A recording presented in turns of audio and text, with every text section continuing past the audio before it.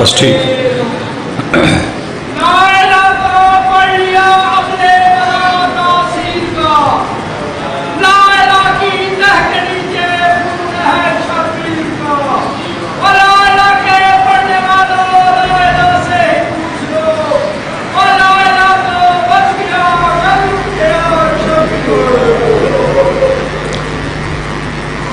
بسم اللہ الرحمن الرحیم.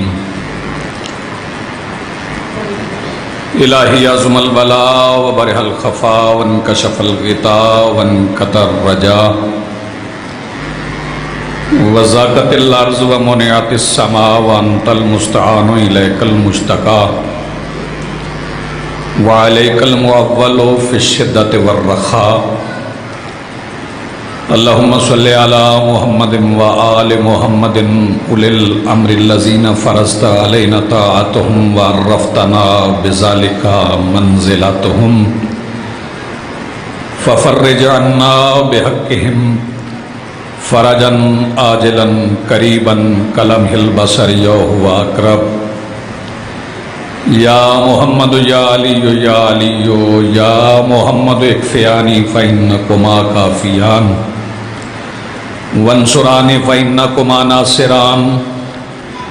یا مولانا یا صاحب العصر والزمان الغوث الغوث الغوث ادرکنا ادرکنا ادرکنا الساعات الساعات الساعات الأجل الأجل الأجل برحمتک یا ارحم الراحمین بحق محمد وآلہ الطاہرین.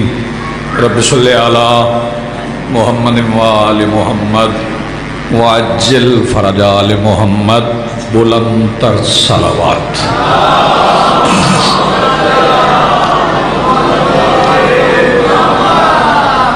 بسم اللہ الرحمن الرحیم. الحمدللہ رب العالمین والصلاة والسلام علی رسولہ الکریم وآلہ الطیبین الطاہرین المعصومین المنتجبین المہدیین المظلومین المعصومین الذین اذہب اللہ عنہم الرجس وطہرہم تطہیرا.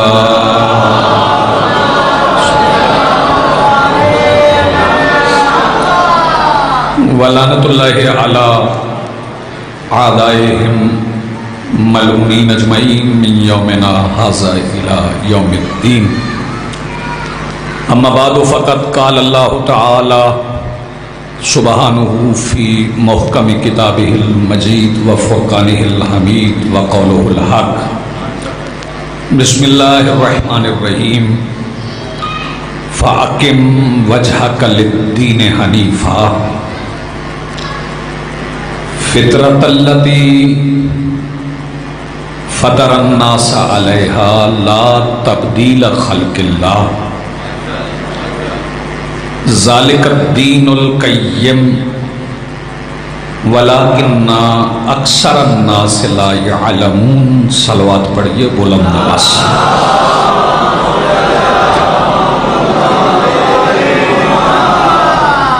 ایک بار عبادت کی کوشش کرتے ہوئے اس سے بلند صلوات پڑھیے.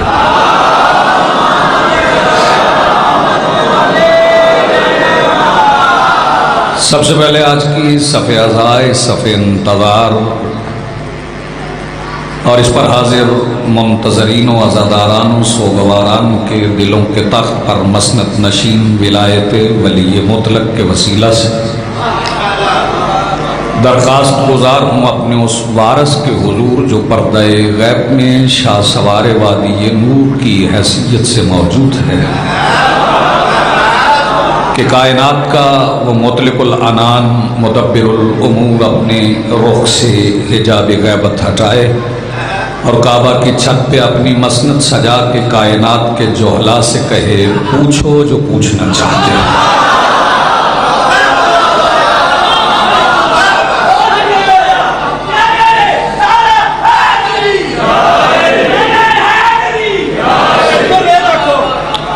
حاضرین محترم، 1442 ہجری کے کیلنڈر کا پہلا مہینہ محرم الحرام، آج پہلا دن، اور درس حسینیت کا آغاز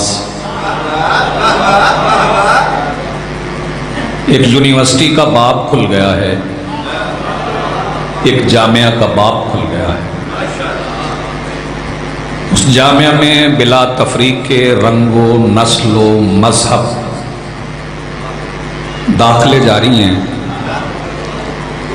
اور جسے حسین اپنی جامعہ میں، اپنی درسگاہ میں، اپنی یونیورسٹی میں داخل کر لیتے ہیں اپنی مرضی سے، پھر اسے اللہ بھی خارج نہیں کرتا۔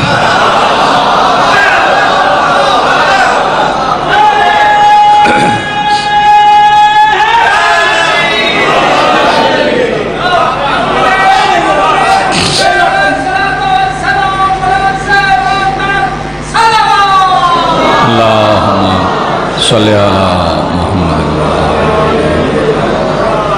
بسم اللہ مرشد، بسم اللہ۔ اس سلسلے کی جو گفتگو ہے یہ 9 دن جاری رہے گی، اور اس گفتگو کے لیے جو سرنامہ کلام قرار دیا گیا ہے، اور سرنامہ کلام کے لیے ہمارے ممبر کی روایت ہے کہ ہم قرآن حکیم کی کسی آیہ مبارکہ کا انتخاب کرتے ہیں،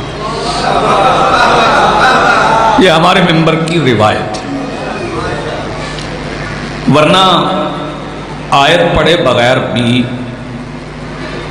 ہم ان کا ذکر کر سکتے ہیں جن کے اعمال کی وجہ سے آیات اتری ہیں۔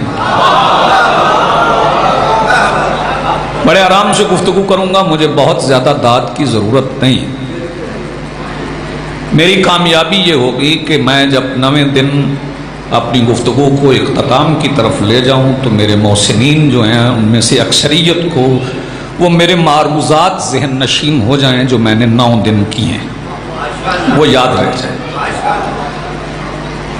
آیت مبارکہ کی ہم تلاوت کرتے ہیں، اور 6666 آیات میں سے ایک آیت پڑھ کے ہم ملت مسلمہ کو یہ بات واضح کرتے ہیں کہ گھر بیٹھ کے پروپیگنڈا نہ کرو، ہماری مجلس میں آ کے ہمارے خطیب کی گفتگو کے سرنامہ کلام میں پڑھی کی آیت پر غور کر کے یہ فیصلہ کر لو کہ قرآن ہم بھی وہی مانتے ہیں جو تمہارے گھر میں ہے، جو تم پر اترا ہے ہم وہی قرآن مانتے ہیں۔ تو اس لیے میں نے سورہ مبارکہ روم کی 30 نمبر آیت کو سرنامہ کلام قرار دیا، اور مالک فرما رہے فَأَقِمْ وَجْهَكَ لِلدِّينِ حَنِيفًا، اپنے چہرے کو قائم رکھو دین حنیف کی طرف، فطرت التی فطر الناس علیہا، اور یہی وہ فطرت ہے جس پر ہم نے انسانوں کو پیدا کیا، ذالک الدین القیم، اور یہ قائم دین ہے، لا تبدیل لخلق اللہ، اللہ اپنی خلقت میں تبدیلی نہیں کرتا، ولیکن اکثر الناس لا یعلمون، انسانوں کی اکثریت نہیں جانتی۔ تو میں آغاز میں 2 جملے اکثریت پہ کہہ لوں، کیونکہ یہ بچوں کو بٹھائیں یار، اکثریت پہ چونکہ بہت سے لوگوں کو ناز ہے، بہت سے لوگوں کو مان ہے کہ ہم اکثریت میں ہیں، ہم اکثریت میں ہیں، ہم اکثریت میں ہیں، تو اپنے ناز کو، اپنے فخر کو، اپنے مان کو اپنے گھر میں سنبھال کے رکھیے۔ اللہ اکثریت پہ ناز نہیں کرتا، اللہ اقلیت پہ ناز کرتا ہے۔ بات پہنچ رہی ہے نا اب تک؟ اللہ اقلیت پہ ناز کرتا ہے، اور اگر بات آپ اکثریت کی کر رہے ہیں تو اس کا فیصلہ قرآن حکیم نے بڑا واضح کر دیا ہے کہ وَلَقَدْ زَرَعْنَا لِجَهَنَّمَ كَثِيرًا مِنَ الْجِنِّ وَالْإِنسِ، ہم اکثریت کو جہنم بھیجیں گے۔ اکثریت جہنمی ہے، پہلا فقرہ میں آج کی اس مجلس میں فضائل کے ضمن میں کہنے جا رہا ہوں، اور اپنی سماعتوں پہ بیٹھے ہوئے بے رخی کے دربان کو تھوڑا سا ہٹائیے گا تاکہ اس سے نظر بچا کے میرے یہ الفاظ آپ کے دل کے جوف کی لو پر ولایت امیر کے دستخط کر سکیں۔ اللہ نے فیصلہ کر دیا ہے کہ اکثریت جہنمی ہے، یہی تو وجہ ہے کہ تھوڑے سے لوگ علی ولی اللہ پڑھتے ہیں۔ اکثریت جہنمی ہے، تھوڑے سے لوگ، جی آپ سلامت رہیں، آپ کے ہاتھ اٹھ گئے، میرا پیغام پہنچ گیا۔ اکثریت جہنمی، پھر کہہ رہا ہوں اکثریت جہنمی، اور یہ میری طرف سے نہیں ہے، قرآن کا فیصلہ ہے۔ اکثرہم الجاہلون، اکثریت جاہلوں کی۔ اکثرہم الظالمون، اکثریت ظالموں کی۔ اکثرہم الفاسقون، اکثریت فاسقوں کی۔ اکثرہم المنافقون، اکثریت منافقوں کی۔ تھوڑے ہیں جو جاہل نہیں،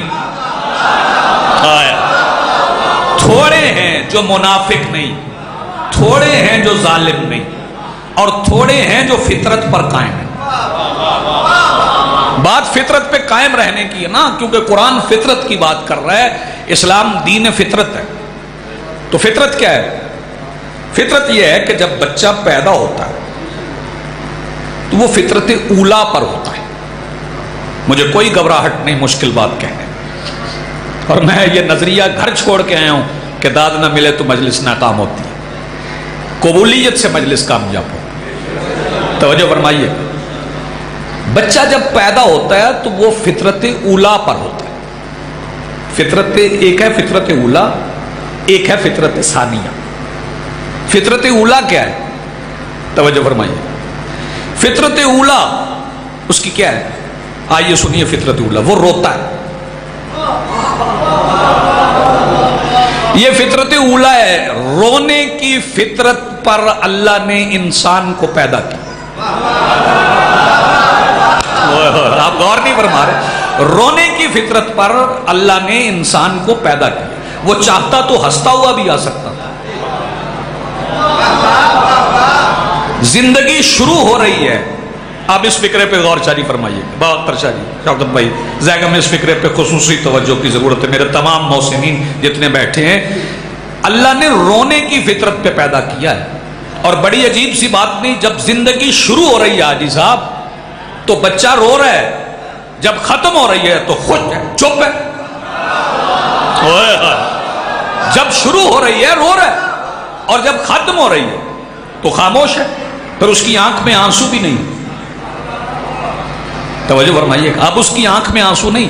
اگر آپ یہ سمجھتے ہیں کہ وہ رویا ہے بھوک لگنے پہ، تو اللہ نے اسے بھوکا پیدا نہیں کیا، رحم مادر میں اس کی غذا کا انتظام کیا ہے، کھا پی کے آیا ہے، دودھ پی کے پھر روتا ہے، اور جو نہ روئے اسے ڈاکٹر کو دکھاتے ہیں۔ توجہ فرمائیے، جو نہ روئے اسے طبیب کو دکھاتے ہیں کہ ہمارا بچہ رویا نہیں، تو وہ کہتے ہیں بچہ تمہارا بیمار ہے، اس کی صحت ٹھیک نہیں، اس کا علاج کرواؤ، اگر ٹھیک ہو گیا تو روئے گا۔ تو یکم محرم کا چاند نظر آ گیا، ہمیں پتہ چل گیا جو نہیں رویا وہ بیمار ہے۔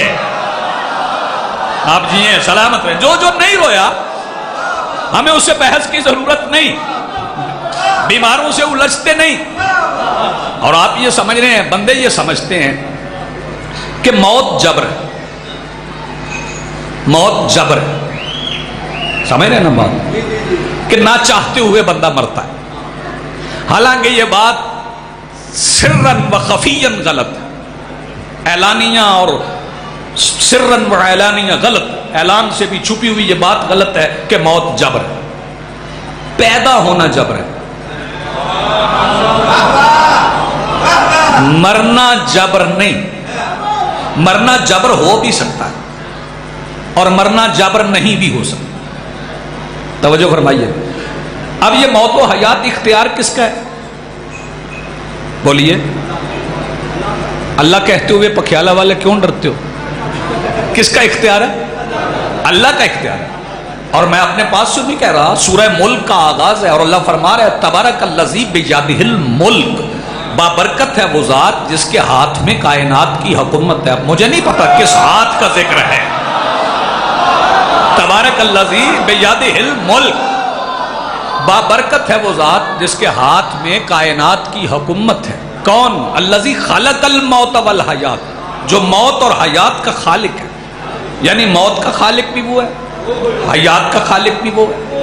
توجہ فرمائیے گا، اب پیدائش جبر ہے، موت میں اس نے گنجائش رکھی ہے،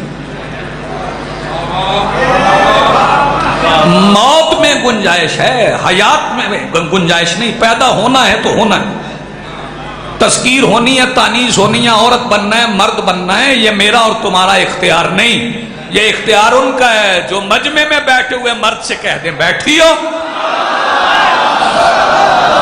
آپ کی زندگی ہو سلامت رہے، آپ کی زندگی، جو مجمع میں بیٹھے ہوئے مرد سے کہہ دیں بیٹھی، یہ اختیار ان کا ہے، کیونکہ اختیار اللہ کا دیا ہوا ہے۔ اور اللہ کے دیے ہوئے اختیارات کو آل محمد بڑے احتیاط سے استعمال کرتے ہیں۔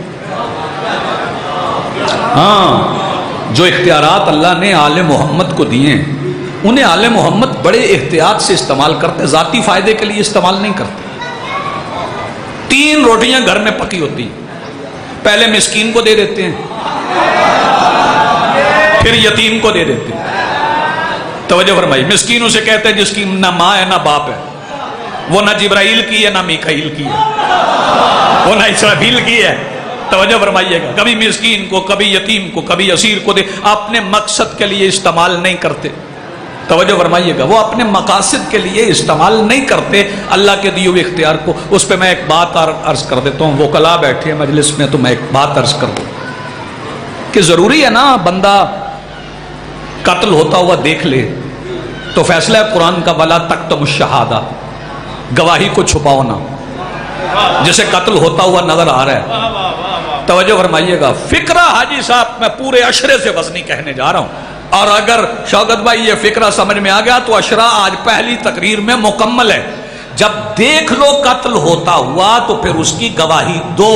آل محمد کو اللہ نے علم غیب دیا ہے، حاضر ناظر ہیں، لیکن پوری تاریخ اٹھا کے دیکھ لے، ابو طالب کے بیٹے کبھی کسی کے گناہ پر گواہ نہیں بنے۔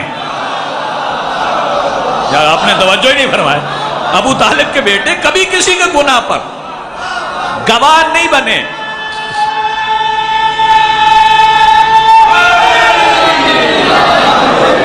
آل محمد کبھی کسی کے گناہ پر گواہ بنے ہی نہیں، کیونکہ وہ اللہ کے صفات کے مظہر ہیں، اور اللہ ہے ستار العیوب، جو میں سوچتا ہوں تمہیں نہیں پتہ چلنے دیتا، جو آپ سوچتے ہیں وہ مجھے نہیں پتہ چلنے دیتا۔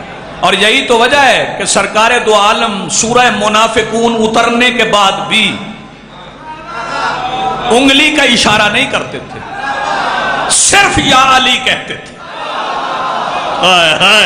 آپ نے غور نہیں فرمایا، انگلی کا اشارہ نہیں کرتے تھے۔ میرا اور آپ کا فریضہ بھی یہ ہے، شیعہ سنیوں کا عقیدہ یہ ہے کہ فضائل علی پڑھو، چہرے کا رنگ بگڑے تو انگلی کر کے نہ دکھاؤ، یہ ہے بھائی توجہ، چہرے کا رنگ بگڑ جائے تو انگلی کے اشارے کی ضرورت نہیں۔ آل محمد کبھی کسی پہ گواہ بنے ہی نہیں۔ توجہ فرمائیے گا، یہ آل محمد نے اس کے دیے ہوئے اختیارات بڑی احتیاط سے استعمال کی۔ توجہ فرمائیے گا، ان کے ہاتھ میں زندگی اور موت تھی۔ جب اسرائیل دروازے پہ آیا ہے اور اس نے آ کے بی بی پاک سے اجازت مانگی، توجہ فرمائیے، روح کس کی ہے؟ نبیوں کے سلطان کی۔ اجازت کس کی ہے؟ سیدہ کی۔ توجہ فرمائیے، سرکار دو عالم ختم الانبیاء، ویسے ہمیں ختم الانبیاء کہنے کی ضرورت نہیں ہے، یہ تو پابندی لگا دی نا حکومت نے ختم الانبیاء کہو، تو ہم کہہ رہے ہیں ویسے ہمیں ضرورت نہیں ہے، کیونکہ شیعوں کی تاریخ پڑھ کے دیکھ لو، شیعوں میں کبھی کوئی مرزائی نہیں ہوا۔ تھوڑا بول رہے ہیں آپ، تھوڑا بول رہے ہیں، کچھ بندے اپنی آواز چھپا رہے ہیں۔ شیعوں میں کبھی کوئی بندہ مرزائی نہیں ہوا، کیونکہ ہم نے محمد الرسول اللہ کے بعد علی ولی اللہ پڑھ لیا ہے، اور جو علی ولی اللہ پڑھ لے نہ وہ نیا نبی بناتا ہے نہ امام بناتا ہے۔ جس نے علی ولی اللہ پڑھ لیا وہ نیا نبی اور نیا امام نہیں بناتا۔ سرکار دو عالم صلی اللہ علیہ وآلہ وسلم ختم الانبیاء، ان کے پاس آ رہا ہے اسرائیل، اجازت کس سے لے رہا ہے؟ آپ کوئی بندہ ایف آئی آر کرواتا ہے تو کروا لے، میں ذمہ دار ہوں اپنے ایک ایک فکرے کا۔ سرکار دو عالم کے دروازے پر 28 سفر کو آ رہا ہے، اجازت بی بی پاک سے لے رہا ہے۔ اجازت اسی سے لینی تھی جس کی روح تھی۔ توجہ نہیں فرمائی آپ نے؟ یار فضیلت سیدہ کیا فکرہ میں پڑھوں؟ جی بسم اللہ، اجازت اسی سے لینا تھی نا جس کی روح تھی۔ لیکن آل محمد، جی بسم اللہ آپ لیجئے، آل محمد نے اپنے اختیارات بڑی احتیاط سے استعمال کیے۔ موت و حیات دسترس میں ہے لیکن زندگی میں اضافہ نہیں کیا۔ 18 سال کے بھی شہید ہوئے، 13 سال کے بھی ہوئے، 6 مہینے کے بھی ہوئے، زندگی میں اضافہ نہیں کیا۔ توجہ فرمائیے گا، نازِ حسین جاگیے گا، چونکہ عشاء محرم میں مصائب نہیں پڑھ رہا۔ سورج رکا تھا نا 10 محرم کو، کافی دیر کے لیے رکا تھا، لمبی جنگ ہے، حسین بڑا عرصہ لڑتے رہے، بڑا عرصہ لڑتے رہے، شبیر بہت عرصہ لڑے ہیں، سورج کو روک کے لڑے ہیں۔ تو بی بی کو معلوم تھا کہ عصر کا وقت آئے گا، میرا بھائی شہید ہو جائے گا، تو بی بی سورج کو روک لیتی، کیونکہ شہزادی اس بیٹی کی ماں ہے جس کے دروازے پہ پلنے والا حبشی غلام جب چاہتا ہے رات کی کالی چادر میں سورج لپیٹ کے رکھ دیتا، بی بی سورج رکھ لیتی۔ بی بی نے سورج نہیں روکا، فرمایا ڈھلتا ہے تو ڈھل جا۔ توجہ ہے صاحب، آل محمد نے اختیارات بڑی احتیاط سے استعمال کی، اور یہ اختیارات اللہ نے دیے ہیں۔ اللہ کا اختیار ہے موت اور حیات۔ کس کا اختیار ہے؟ اللہ کا۔ اب پیدا ہونے میں وہ آپ کو اختیار نہیں دے رہا، مرنے میں دے رہا ہے۔ اور بچے خاموشی سے بیٹھو، نہ شوری شوکت مارنا نہیں، آرام سے بیٹھے، آرام سے بیٹھو۔ تم ہنس رہے ہو، لگ تمہیں بھی سکتی تھی، خاموشی سے بیٹھو۔ اللہ نے پیدا ہونے پہ اختیار نہیں دیا، میں بار بار دہرا رہا ہوں، پیدا ہونے پہ آپ کا اختیار نہیں۔ آپ کو یاد بھی نہیں کہ آپ پیدا کس حالت میں ہوئے تھے، کسی کو بھی نہیں یاد میں کس طرح پیدا ہوا، میں اس وقت کیا تھا۔ وہ تصویریں دیکھ کے بندے یاد کرتے ہیں، وہ ٹاؤن کمیٹی کی نادرا کی رپورٹ سے پتہ چلتا ہے، والدین مناتے ہیں تم اس تاریخ کو پیدا ہوئے تھے، بندے کو نہیں پتا میں کس لمحے میں پیدا ہوا۔ توجہ فرمائیے، اس پہ اللہ نے اختیار نہیں دیا، موت پہ دیا ہے۔ کیا دیا ہے؟ فَتَمَنَّوُا الْمَوْتَ إِن كُنتُمْ صَادِقِينَ، سچے ہو تو موت کی تمنا کرو۔ میری بات پہنچ رہی؟ موت پہ اختیار دے دیا، اگر سچے ہو تو موت کی تمنا کرو۔ اور وہ تمنا موت کیا ہے؟ کہ تمنا موت کیا ہے؟ آؤ میں بتاؤں تمنا موت کیا ہے۔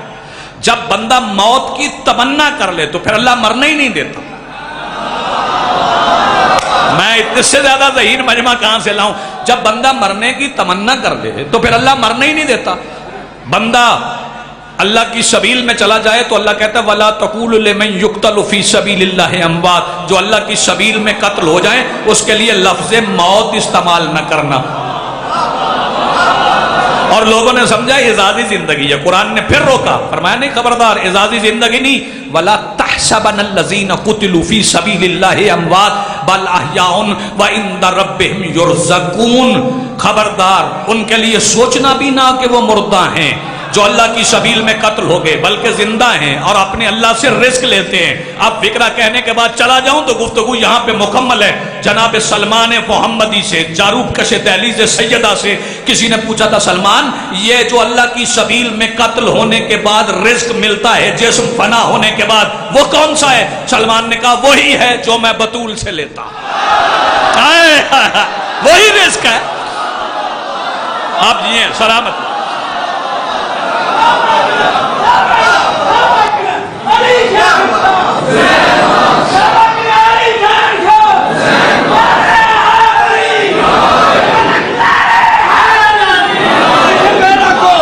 وَلَا تَحْسَبَنَّ الَّذِينَ قُتِلُوا فِي سَبِيلِ اللَّهِ أَمْوَاتٌ، بَلَحْيَاءٌ وَعِنْدَ رَبِّهِمْ يُرْزَقُونَ، اور اپنے رب سے رزق لیتے ہیں۔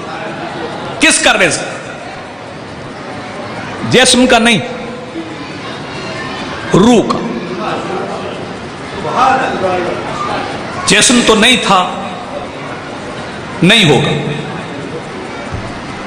پھر کہہ رہا ہوں جسم نہیں تھا، پھر نہیں ہوگا۔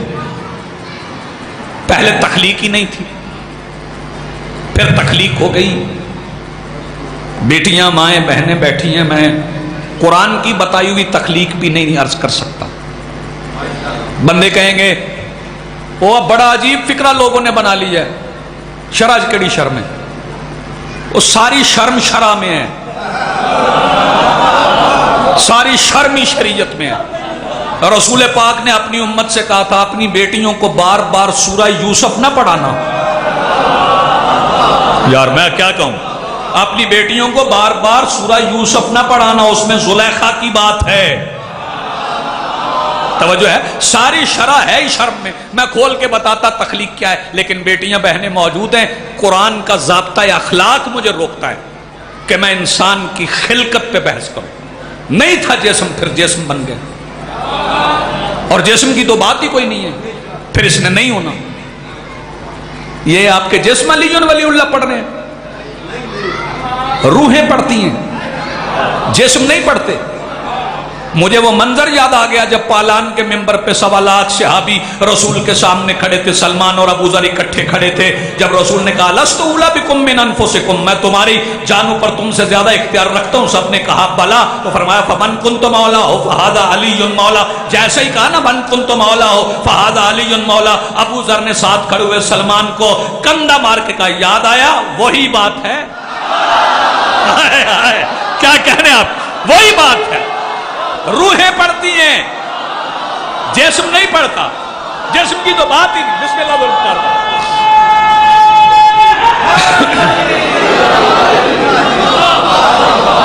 جسم کا تو دخل ہی نہیں اس میں۔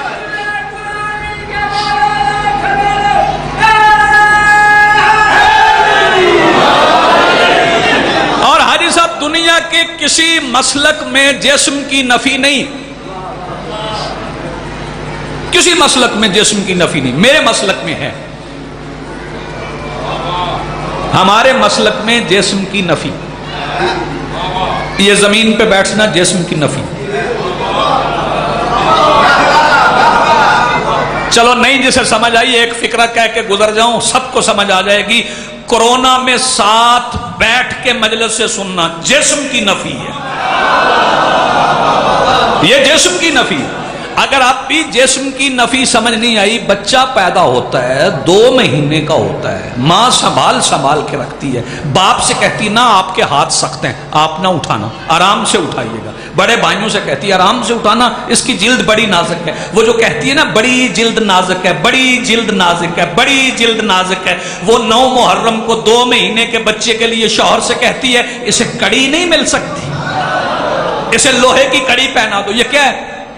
یہ جسم کی نفی ہے۔ ہمارے ہاں جسم کی نفی ہے، میرے مسلک میں ہے۔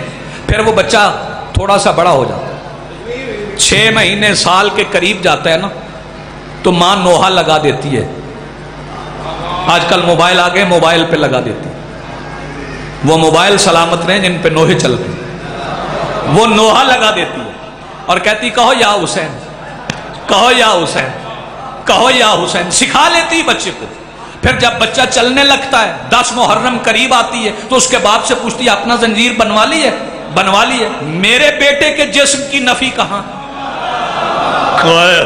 میرے بیٹے کے جسم کی نفی کہاں ہے؟ اس کا مطلب ہے شیعت ساری زندگی جسم کی نفی سکھاتی ہے، جسم کی نفی سکھاتی، کیونکہ جسم کچھ ہے ہی نہیں، اصل میں ہے روح۔ حالانکہ کچھ جسم رسول کے پاس تھے، انہیں کچھ نہیں ہوا۔ جس کا جسم دور تھا اس نے دان توڑ کے کہا بات روح کی ہے، بات جسم کی نہیں، جسمانی تعلق کی بات نہیں ہے۔ جسم کیا ہے؟ جسم کی تو نفی کرنا ہے، یہ تو بات ہی ساری ارواح کی ہے، روح کی بات ہو رہی ہے، اور یہ سلسلہ روحانی ہے۔ یہ جو مجلس اعضاء ہے نا، یہ روحانی سلسلہ ہے، یہ جسمانی سلسلہ نہیں ہے۔ جس رخ پہ، جس خط پہ میری قوم چل پڑی ہے، یہ وہ سلسلہ نہیں ہے، یہ اور سلسلہ ہے۔ اس سلسلے کی طرف جاؤ، اور اس سلسلے میں جاتے کہاں ہیں؟ آؤ میں مجلس اعضاء کی حقیقت بتا دوں۔ مجلس اعضاء وہ سفینہ ہے جس میں بیٹھی ہوئی سواریاں کربلا جاتی ہیں۔ مجلس اعضاء وہ سفینہ ہے جس میں بیٹھی ہوئی سواریاں کربلا جاتی ہیں، کیونکہ کربلا میں موت و حیات کے اختیار کی ایسی مثال موجود ہے کہ جب میرے مولا حسین اپنے آخری جہاد کے لیے لشکر یزید کی طرف چلے تو پھر گزرے حبیب کے پاس سے، زہیر کے پاس سے، مسلم کے پاس سے، عابس کے پاس سے، شبیب کے پاس سے، ہلال کے پاس سے، نافع کے پاس سے، گزرتے گزرتے جب لشکر یزید کے قریب پہنچ گئے تو اپنی زین کو منبر بنا کے رکابوں پہ زور دے کے شبیر رکابوں میں کھڑے ہو گئے، اور یزید کی فوج سے مخاطب ہو کے کہتے تم کیا سمجھ تو تم نے میرے ساتھیوں کو مار دیا ہے، میں اگر اپنے جان کے طرف ابھی اشارہ کروں یہ تم سب کی روحیں قبض کر کے مرتجز کے پیروں میں رکھ دے گا۔ یہ موت و حیات کا اختیار ہے نا، یہاں پہ اختیار ہے، یہ روحانی سلسلہ ہے، روحانی۔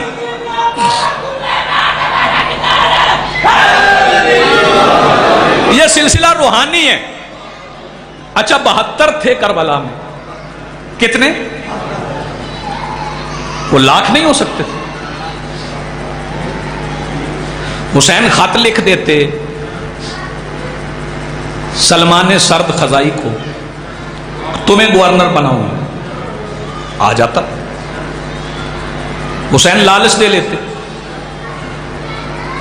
بے توجہ، لیکن جو ایک لفظ انگریزی کی آ گئی مجھے استعمال کرنا پڑے گی، اس کا ترجمہ بھی بتا دو۔ جو انسینٹیو حسین کے پاس تھا وہ کسی اور کے پاس تھا ہی نہیں۔ جو شبیر کے پاس انسینٹیو تھا وہ کسی اور کے پاس تھا ہی نہیں۔ شبیر دعوت دے رہے تھے، آؤ جنت چلیں، آؤ جنت چلیں، لیکن انہوں نے دیکھی ہوئی نہیں تھی۔ بابا اختر شاہ جی فکرہ میں اب کہوں اور حاصل گفتگو فکرہ کہوں، لشکر یزید نے دیکھی ہوئی نہیں تھی، تو انہوں نے حسین کے کہنے پر جنت سے انکار کر کے رے کی حکومت کے لالچ میں پڑھ کے یہ بتا دیا کہ لشکر یزید کی پرانی عادت ہے جو نظر نہ آئے اسے نہیں مانتا۔ یار آپ نے توجہ ہی نہیں فرمائی، تھوڑا مشکل بھی سن لیا کریں، جو نظر نہ آئے اسے لشکر یزید نہیں مانتا۔ توجہ فرمائیے، حسین بلا رہے تھے کس کی طرف؟ اللہ کی طرف۔ رسول حسین نے کس کی طرف بولا ہے؟ یار میں اللہ کہتا ہوں تم چپ کر جاتے۔ شبیر کس کی طرف بلا رہے تھے؟ اللہ کی طرف۔ نہیں سمجھ آئی نا تو اسے آسان کر دیتا تاکہ لطف لینا۔ یزید کہتا تھا میری مرضی، اشارہ دیکھو گے تو ساری زندگی داد دو گے۔ یزید کہتا تھا میری مرضی، حسین کہتے تھے نہیں اللہ کی مرضی۔ یار جسے بات پہنچے وہ ہاتھ اٹھائے۔ کیا کہنے آپ، اب سمجھیں آپ؟ جی بسم اللہ۔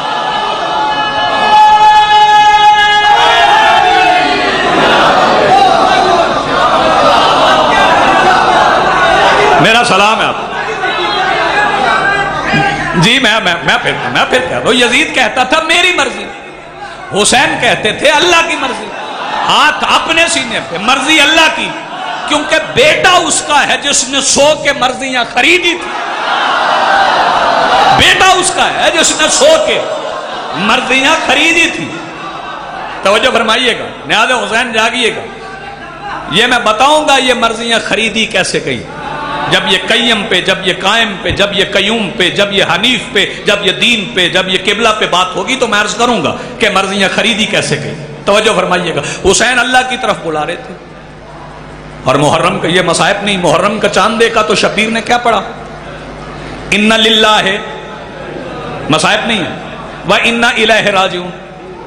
آپ کو کسی کی فوتگی کی خبر آ جائے تو کیا کہتے ہیں؟ ان للہ ہے۔ کبھی اس کے معنی پہ غور کیا؟ کہتے ہیں بندے کہ ہم اللہ کے لیے اور اللہ ہی کی طرف جانے والے، مرا وہ ہے، بات اپنی کر رہے، ہم نے بھی اللہ کی طرف جانا۔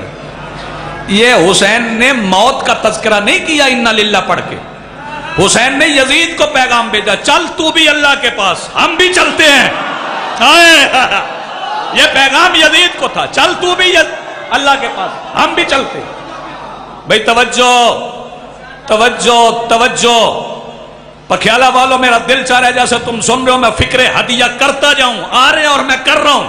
حسین نے بڑے اعتماد سے کہا چل تو بھی اللہ کے پاس، چل ہم بھی چلتے ہیں اللہ کے پاس، کیونکہ حسین کو پتا تھا کہ حشر کے دن عدل کی کرسی پہ خود میری ماں بیٹھے گی۔ حشر کے دن آپ جی یہ سلامت رہے، عدل کی کرسی پر آپ کی زندگی ہو جی سلامت رہے۔ ہاتھ بلند کرو، مل کے بولو حیدری، چل تو بھی اللہ کے پاس، انا للہ و انا الیہ راجعون، تو بھی اللہ کے پاس چل، ہم بھی اللہ کے پاس چل۔ توجہ فرمائیے گا۔ اور وہ اللہ کے پاس نہیں جانا چاہتا تھا، وہ اللہ کے پاس نہیں جانا چاہتا، اس لیے مر گیا۔ حسین اللہ کے پاس جانا چاہتے تھے، اس لیے حسین زندہ ہے، حسین زندہ ہے اور زندہ بناتا ہے۔ حسین نے ایک مٹی بنا لی ہے جس میں زندگی ہی زندگی ہے۔ حسین نے ایک مٹی بنا لی، اس میں زندگی ہی زندگی ہے، اور جو بیٹھے ہو سفینہ شبیر میں تمہیں کربلا جانا ہے۔ کوئی جسم لے کے جائے گا، کسی کی روح جائے گی۔ یہ جو سارے بندے کربلا جاتے ہیں نا، سارے زوار نہیں ہوتے۔ ہاں، یہ جو بندے دولت کے بل بوتے پہ زیارات پہ چلے جاتے ہیں نا، پھر وہاں جا کے بوفے لگواتے ہیں، پھر وہاں جا کے حرم کے نزدیک بیٹھ کے اپنی زندگی کے مشاغل ادا کرتے ہیں، وہ زیارت پہ نہیں ہوتے۔ زیارت کسی اور چیز کا نام ہے، زیارت کچھ اور ہے۔ بندے نے ارادہ کر لیا، بندے نے طے کر لیا، بندے نے سوچ لیا کہ میں نے زیارت کے لیے جانا ہے، سوچ کے 5ویں امام کے پاس آ گیا، مولا یہ زیارت کا ثواب کیا ہے؟ فرمایا میرے نانا سے پوچھا گیا تھا، ایک صحابی نے پوچھا تھا، نیاز حسین جاگنا، نیاز حسین جاگنا۔ ایک صحابی نے میرے نانا سے پوچھا تھا آپ جس حسین کی مظلومیت کا ذکر کر رہے ہیں اس کی قبر کی زیارت کا ثواب کیا ہے؟ سرکار نے فرمایا ایسا ایک حج جو میں نے کیا ہے۔ اس نے کہا کہ جی کیا فرمایا؟ فرمایا ایسے 70 حج جو میں نے کیے ہیں۔ اس نے کہا کیا فرمایا؟ سرکار نے فرمایا ایسے 700 حج جو میں نے کیے ہیں۔ وہ بندہ چپ کر کے بیٹھ گیا۔ رسول مسکرا کے کہتے ہیں بس حسین سے محبت اتنی تھی، بس حسین سے محبت اتنی تھی، نیاز حسین جاگنا۔ وہ بندہ آواز دے کے کہنے لگا مولا یہ تو آپ کے نانا نے بتایا تھا، ذرا آپ خود بھی بتا دیں کہ قبر حسین کی زیارت کا ثواب کیا ہے؟ سرکار نے فرمایا میں حج کی بات نہیں کرتا، قبر حسین کے قریب کھڑے ہونے والے کا ثواب ایسے ہی ہے جیسے ان گنت تیر لگنے کے بعد بندہ کریم کربلا کے پاس بیٹھ کے پوچھ رہا ہو بطول کے بیٹے کیا حال ہے۔ یہ زیارت کا ثواب ہے، اور یہ مجلس آزاد زیارت ہے۔ اسے زیارت سمجھ کے آئیں، اسے کربلا سمجھ کے آئیں۔ کربلا جانے کی تیاری کرو۔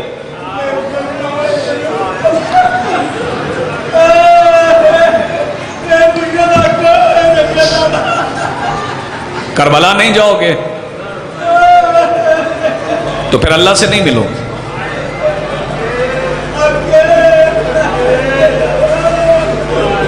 بڑا انتظار تھا آپ کو محرم آ جائے، آ گیا محرم۔ اب رونے والی بات بتاؤں، 8 دن رہ گئے آپ کے پاس، بڑا انتظار تھا نا، وقت تو دوڑے چلا جا رہا ہے، گزرتے جا رہا ہے۔ اللہ کرے اگلے محرم میں میں اور آپ ہوں، یہ چاند دیکھیں محرم کا۔ میرا سلام ہے انہیں جو کل چاند کو دیکھ کے دھاڑے مار کے روئے ہیں۔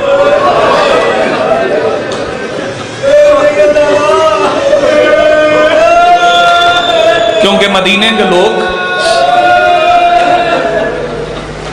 سفر سے لے کے ذی الحج تک باہر ٹیلوں پہ کھڑے ہو کے نا محرم کا چاند دیکھتے تھے. ہر مہینے کا چاند ٹیلوں پہ کھڑے ہو کے دیکھتے. لیکن جب یکم محرم ہونا ہوتی تھی پھر گھر سے نہیں نکلتے تو باہر کے لوگ پوچھتے تھے یہ چاند دیکھنے کیوں نہیں نکلتے؟ وہ کہتے دیکھنے کی ضرورت نہیں، بطول کی بیٹیاں روئیں گی، ہمیں پتہ چل جائے گا.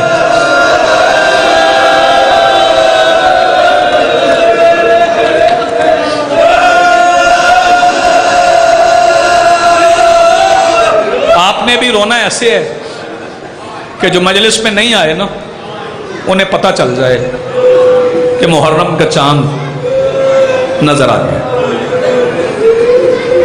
یہ بیٹیاں بہنیں مائیں بیٹھی ہیں، میں اس ہر مرد کا شکریہ ادا کر رہا ہوں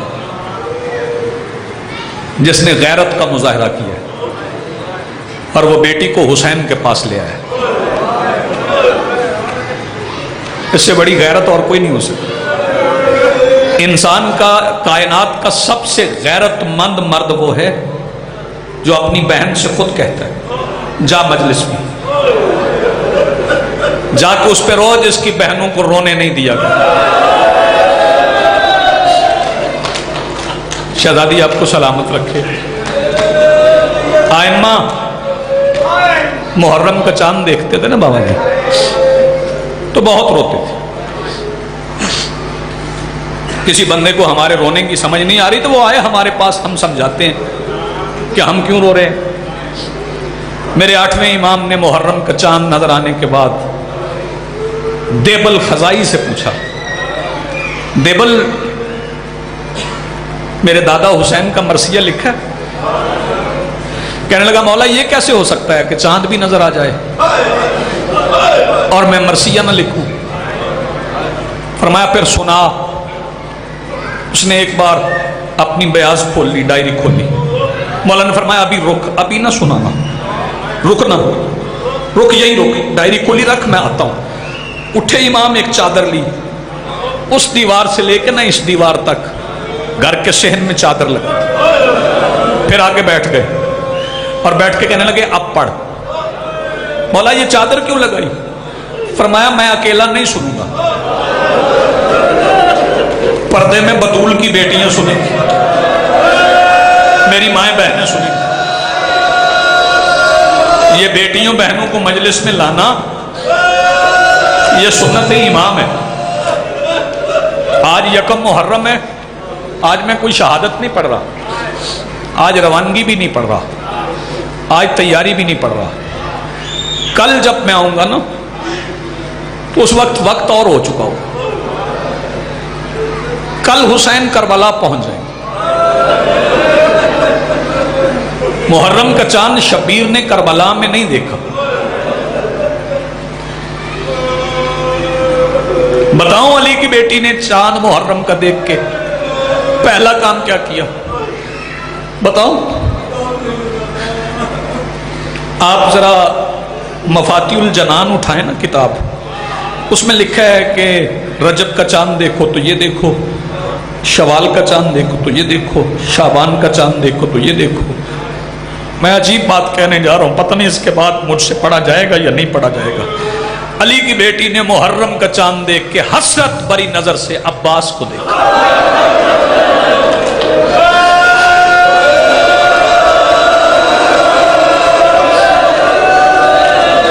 میرا سلام ہے یار، روتی ہوئی آنکھوں کو میرا سلام. حسرت بری نگاہ سے شہزادی نے عباس کو دیکھا.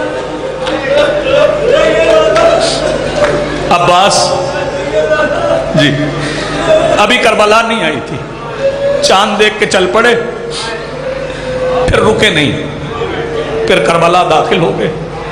جب کربلا داخل ہو گئے نا تو اور مل گیا تھا.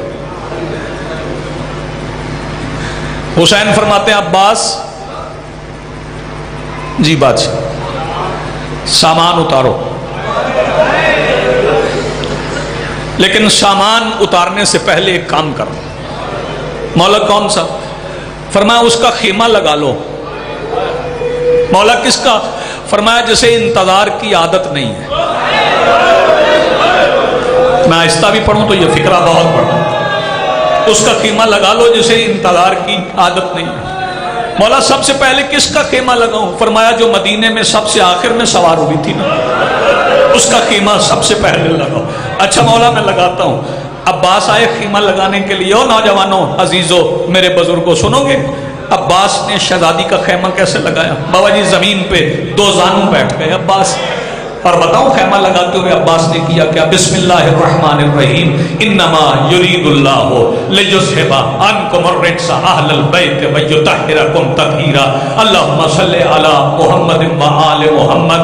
عباس نے درود پڑھ کے بطول کی بیٹی کا خیمہ لگایا۔ اور مسلمانوں، ہمارے رونے کی وجہ یہ ہے کہ وہ خیمہ جو عباس نے درود پڑھ کے 2 محرم کو لگایا تھا، وہ امت نے 10 محرم کو نماز پڑھ کے جلا دیا تھا۔ سیدہ آپ کو سلامت رکھے یار، دھارے مار کے رو۔ اگر عبادت نہیں کرنا چاہتے ہیں تو شہزادی سے خیرات مانگو نا، سیدہ خیرات دے۔ خیمہ لگ گیا۔ قرآن اپنی اپنی آیتوں کو اٹھا کے محملوں سے اتارتے رہے۔ خاموشی چھا گئی۔ عباس جی بادشاہ، فرمایا یہ جگہ، یہ 9 مربع میل، یہ نا بنو اسد کی ہے۔ جی بادشاہ بنو اسد کی۔ فرمایا انہیں بلاؤ۔ بنو اسد آ گئے۔ آپ کون ہیں؟ مولا سے پوچھ رہے۔ مولا فرماتے ہیں تم نے پہچانا نہیں، وقت گزر گیا نا، میں فاتح مباہلہ کا بیٹا ہوں۔ میں مباہلہ کے دن رسول کی گود میں تھا، میرے پیچھے میری ماں تھی۔ اچھا، فرمایا میں سوار دوش رسول ہوں، میں پیغمبر کا بیٹا ہوں۔ شرمانا نہ، ہچکچانا نہ، یہ زمین خریدنا چاہتا ہوں۔ مولا آپ لے لیں، آپ نے کتنے دن رہنا ہے؟ فرمایا اب دنوں کی بات نہیں ہے، اب یہیں رہنا ہے۔ مولا یہاں پہ فصلیں نہیں ہوتی۔ فرمایا اب ہوں گی، کہیں وفا کے درخت لگیں گے۔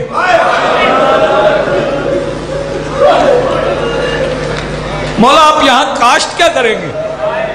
فرمایا میں یہاں جوانیاں کاشت کروں گا، میں یہاں پر سہرے بو دوں گا۔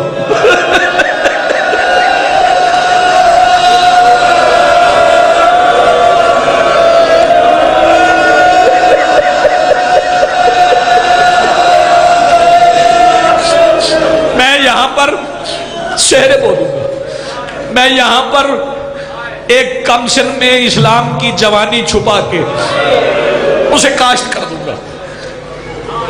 مولا ہمیں سمجھ نہیں آ رہی۔ فرمایا تم بتاؤ بیچو گے؟ مولا مشورہ کر لیں۔ فرمایا جاؤ مشورہ کر لو۔ آگے مشورہ کرنے، مشورہ کر کے آگے کس نے خریدنی ہے؟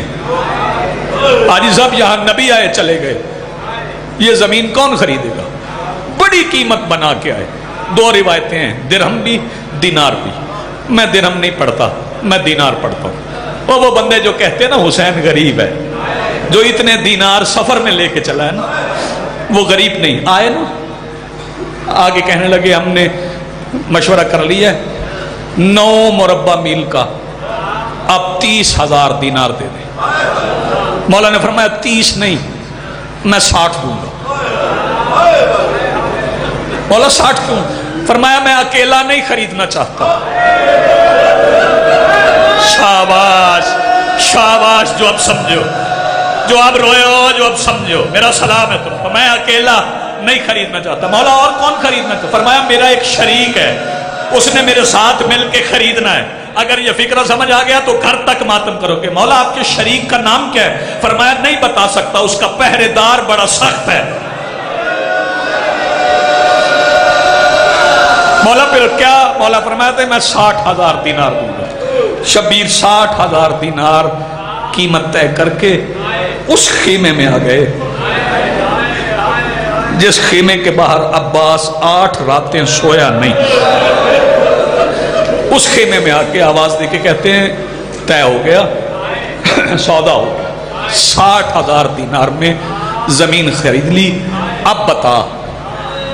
शहजादी उठी, तबर्रुकात का संदूक खोला, माँ की चादर के पल्लू से 30,000 दीनार लेके शबीर की खिदमत में देके कहती ये 60 पूरे हो गए, जो नाना ने बताए थे वो पूरे हो गए। हुसैन आवाज देके कहता है अब बता, सज्जाद के नाम करवाऊं या औन के? जुमला सुन लेना, सज्जाद के नाम करवाऊं या औन के? शहजादी आवाज देके कहती है सज्जाद तेरा है, औन मेरा है, नाम उसके करवा जो तेरा भी है।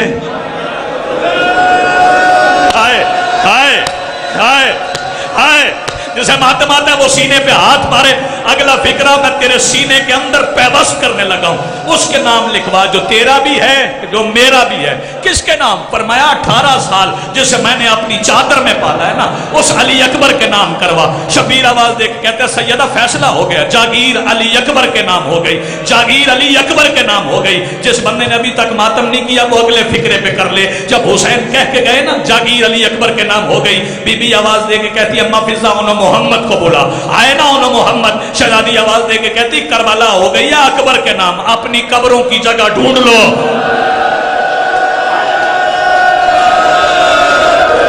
यार जिस बंदे की आवाज अभी भी बुलंद नहीं हुई, जो अभी सीने पे हाथ नहीं मार सका, यह जागीर हो गई अली अकबर के नाम, जाओ अपनी कब्रों की जगह ढूंढ लो।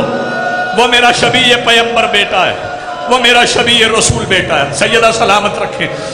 हुसैन आ गए, 60,000 दीनार दिया, वसीका लिखा गया। फरमाया तुम यहां से जाना ना, यहां रह सकते हो। आज 2 मुहर्रम है, 3, 4, 5, 6, 7, 8, 9, 10 गुजर जाएगी, 11 गुजर जाएगी, 12 के दिन तुम्हें आना पड़ेगा। मौला 12 को क्या है? फरमाया यहां पर कुछ मुसाफिर अपना कीमती सामान छोड़ के, जज़ाकल्लाह जज़ाकल्लाह मरहबा, यहाँ पर कुछ मुसाफिर अपना कीमती सामान छोड़ के एक लंबे सफर पे तवील मुद्दत के लिए चले जाएंगे। तुम आ जाना, यहाँ पे कुछ जनाजे पड़े होंगे, उनके सर साथ नहीं होंगे।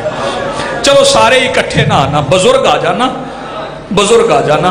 लेकिन अगर बुजुर्गों को डर लगे ना कि हम जाएंगे तो कोई फौजी मुजाहम ना हो तो वो ना आए। अगर बुजुर्ग ना आ सके ना तो फिर जवानों को बुलाया, फरमाया तुम आ जाना, मुझे ना दफनाना, मेरा एक 18 साल का है उसे दफना देना, मेरा एक 13 साल का है उसे दफना देना, मेरा एक 9 साल का है उसे दफना देना। जवानों से कहा अच्छा अगर तुम्हें भी डर लगे ना तुम भी ना आना। ये मैं कहता हूँ ना बच्चों को मजलिस से ना उठाना। आखिर में शबीर आवाज देके कहते बच्चों करीब आओ, तुम्हें तो कोई नहीं डराएगा ना, तुम रोजाना खेलने आते हो ना, 12 मुहर्रम को भी खेलने आ जाना। मिट्टी से खेलते हो ना, खेलते खेलते मुट्ठियों से मिट्टी लेके ना हमारे जिस्मों पे डाल देना, तुम्हारा खेल हो जाएगा, तुम्हारा खेल हो जाएगा, हमारी कब्रें बन जाएंगी। बस अदादारों मैं बिल्कुल करीब आ गया, आखिरी फिक्रा कह रहा हूँ, आपको सलाम कर रहा हूँ। अदादारों 10 गुजर गई, 11 गुजर गई, 12 मुहर्रम को बनु असद की औरतें, बनु असद के मर्द अभी चले थे ना, चले थे उस 9 मुरब्बा मील के इलाके की तरफ। इन्होंने देखा कोई है एक झुकी कमर वाला जो लाशें उठा उठा के कभी यहाँ दफन करता है, कभी यहाँ दफन करता है। जानते हो ये कौन है? ये 24 साल का 22 साल का शबाब गैरत ज़ईफ मेरा मौला सज्जाद है जो जनाजे दफन कर रहा है। सज्जाद ने पहले अली अकबर नहीं ढूंढा, पहले कासिम नहीं ढूंढा, सज्जाद ने पहले अपना चाचा गाजी ढूंढा। मैं बताऊं कहां ढूंढा? कुछ यहां से ढूंढा, कुछ यहां से ढूंढा। जो करना मातम जिसके पास सीना है, अल्लाह करे मैं अगला लफ्ज समझा सकूं। بڑی محنت کے بعد سجاد نے عباس کی چھوٹی سی قبر، خیر ماتم جس کے پاس ہاتھ ہے، عباس کی چھوٹی سی قبر بنا دی، پھر اکبر کو دفنا دیا، پھر قاسم کو دفنا دیا، حبیب کو دفنا دیا، مسلم کو دفنا دیا، ہلال کو دفنا دیا، نافع کو دفنا دیا، اب رہ گیا تھا بابا حسین۔ لیکن سجاد کبھی بابا حسین کے پہلو سے گزر جاتے ہیں، کبھی دائیں چلے جاتے ہیں، کبھی شمال کو، کبھی جنوب کو، کبھی مشرق کو، کبھی مغرب کو۔ بیٹیاں مجھے معاف کر دیں گی، ایک مرتبہ شبیر کی کٹی ہوئی گردن سے آواز آئی، سجاد اب کون سا جنازہ رہ گیا ہے؟ سجاد آواز دے کے کہتے ہیں بابا جسے آپ نے خیموں کے پیچھے چھپایا تھا نا، اب وہ علی اصغر نہیں مل رہا۔ میں ماتم کر رہا جس کے پاس ہاتھ ہے، آواز آئی کٹے ہوئے گلے سے ادھر ادھر نہ ڈھونڈ، یہ میرے سینے پہ دیکھ۔ ایک بار سجاد نے دیکھا تو بتاؤں کیا تھا؟ ایک گوشت کا ٹکڑا تھا جو حسین کے سینے پہ پڑا تھا۔ آواز دے کے کہتے ہیں مولا یہ اصغر سینے پہ کون رکھ گیا؟ فرمایا سکینہ کربلا رہ گئی تھی، اپنے ہاتھوں سے اٹھا کے میرے سینے پہ لٹا کے کہتی تھی اب تو سو، میں پتھروں پہ سو۔ بس یعلم الذین ظلموا ای منقلب ینقلبون ولعنۃ اللہ علی القاعدین۔